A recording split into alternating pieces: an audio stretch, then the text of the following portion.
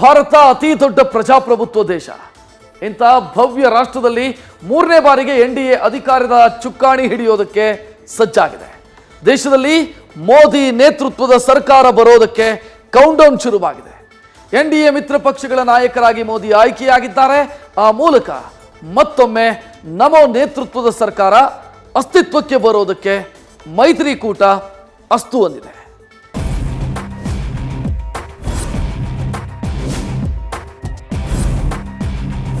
ये NDA का महाविजय है.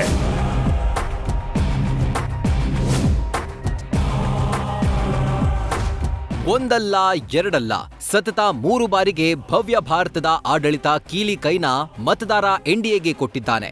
293 ಸ್ಥಾನಗಳಲ್ಲಿ ಜಯಬೇರಿ ಬಾರಿಸಿರೋ ಮೋದಿ ಮಿತ್ರಕೂಟ ಶರವೇಗದಲ್ಲಿ ಸರ್ಕಾರ ರಚನೆಯ ಕಾರ್ಯದಲ್ಲಿ ಸನ್ನದ್ಧವಾಗಿದೆ. ಸೋಲಿಲ್ಲದ ಸರ್ದಾರ ನರೇಂದ್ರ ಮೋದಿ NDA ಒಕ್ಕೂಟದ ಮಹಾನಾಯಕನಾಗಿ ಮತ್ತೆ ಹೊರಹೊಮ್ಮಿದ್ದಾರೆ. ಕೇಂದ್ರದಲ್ಲಿ ಮತ್ತೊಮ್ಮೆ ಗದ್ದುಗೆ ಏರಲು ಮೋದಿ ರೆಡಿ. NDA ಸಂಸದೀಯ ನಾಯಕನಾಗಿ ನಮೋ ಆಯ್ಕೆ. ಇವತ್ತು ಹಳೆ ಸಂಸತ್ ಭವನದ ಸೆಂಟ್ರಲ್ ಹಾಲ್ನಲ್ಲಿ NDA ಸಂಸದೀಯ ಸಭೆ ನಡೆಯಿತು.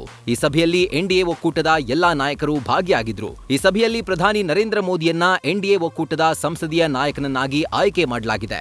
ಬಿಜೆಪಿ ಹಿರಿಯ ನಾಯಕ ರಾಜನಾಥ್ ಸಿಂಗ್ ನರೇಂದ್ರ ಮೋದಿ ಹೆಸರನ್ನ NDA ಸಂಸದೀಯ ನಾಯಕನ ಸ್ಥಾನಕ್ಕೆ ಪ್ರಸ್ತಾಪಿಸಿದ್ರು. ಈ ವೇಳೆ ವೇದಿಕೆಯಲ್ಲಿದ್ದ ಚಂದ್ರಬಾಬು ನಾಯ್ಡು, ನಿತೀಶ್ ಕುಮಾರ್, HD ಕುಮಾರಸ್ವಾಮಿ, ಪವನ್ ಕಲ್ಯಾಣ್ ಸೇರಿದಂತೆ ಮಿತ್ರ ಪಕ್ಷಗಳ ಎಲ್ಲಾ ನಾಯಕರು ಮೇಜು ಕುಟ್ಟಿ ಸರ್ವಾನುಮತದಿಂದ ಒಪ್ಪಿಗೆ ಸೂಚಿಸಿದ್ರು.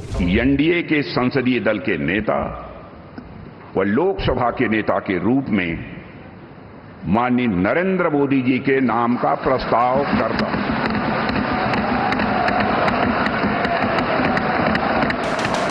ಈ ಮೂಲಕ ಆಡಳಿತ ಪಕ್ಷದ ನಾಯಕರಾಗಿ ನರೇಂದ್ರ ಮೋದಿ ಆಯ್ಕೆಯಾಗಿದ್ದಾರೆ. ಕೇಂದ್ರದಲ್ಲಿ ಮತ್ತೊಮ್ಮೆ ಅಧಿಕಾರದ ಗದ್ದುಗೆ ಏರಲು ಸಜ್ಜಾಗಿದ್ದಾರೆ. ಇದು NDA ಕೂಟದ ಮಹಾ ವಿಜಯ ಎಂದ ಮೋದಿ. ಎಂದಿಗೂ ಸೋತಿಲ್ಲ, ಸೋಲೋದು ಇಲ್ಲ ಅಂತ ಶಪಥ. NDA ಸಂಸದೀಯ ನಾಯಕನಾಗಿ ಆಯ್ಕೆಯಾಗ್ತಾ ಇದ್ದಂತೆ ಮೋದಿ ಮುಖದಲ್ಲಿ ಮಂದಸ್ಮಿತ ತೇಜಸ್ಸು ಹೆಚ್ಚಾಗಿತ್ತು. NDA ಮಿತ್ರರಿಗೆಲ್ಲ ವಂದಿಸುತ್ತಾ ಸಭೆಯನ್ನ ಉದ್ದೇಶಿಸಿ ಮಾತನಾಡಿದ್ರು. ಈ ವೇಳೆ ಲೋಕಸಭಾ ಸಮರದಲ್ಲಿ ಮತದಾರ ಕೊಟ್ಟಿರೋ ಮ್ಯಾಂಡೇಟ್ ಬಗ್ಗೆ ಹೆಮ್ಮೆಯ ಮಾತುಗಳನ್ನಾಡಿದ್ರು. ಇದು NDA ಕೂಟದ ಐತಿಹಾಸಿಕ ಗೆಲುವು ಅಂತ ಪ್ರಶಂಸೆ ವ್ಯಕ್ತಪಡಿಸಿದ್ರು.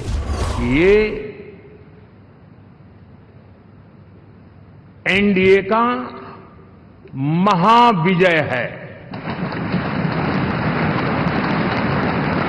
साथियों, गठबंधन के इतिहास में अगर आंकड़ों के हिसाब से देखें तो ये सबसे मजबूत गठबंधन की सरकार है. लेकिन देशवासी जानते हैं कि न हम हारे थे न हम हारे हैं.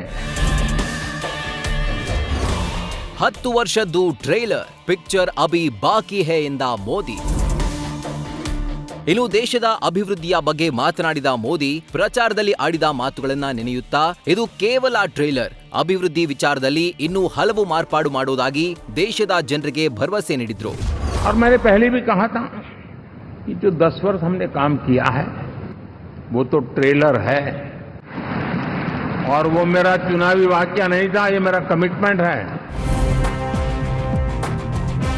ಒಟ್ಟಾರೆ ನ್ಯಾಷನಲ್ ಡೆಮಾಕ್ರೆಟಿಕ್ ಅಲಿಯನ್ಸ್ನ ಅಧಿಪತ್ಯವನ್ನ ಮತ್ತೆ ಮೋದಿ ವಹಿಸಿದ್ದಾರೆ. ಬಹುಮತ ಸಿಗದೇ ಇದ್ರೂ ಹಂಗಿನ ಅರಮನೆಯ ರಾಜನಾಗಿ ಆಯ್ಕೆಯಾಗಿದ್ದಾರೆ.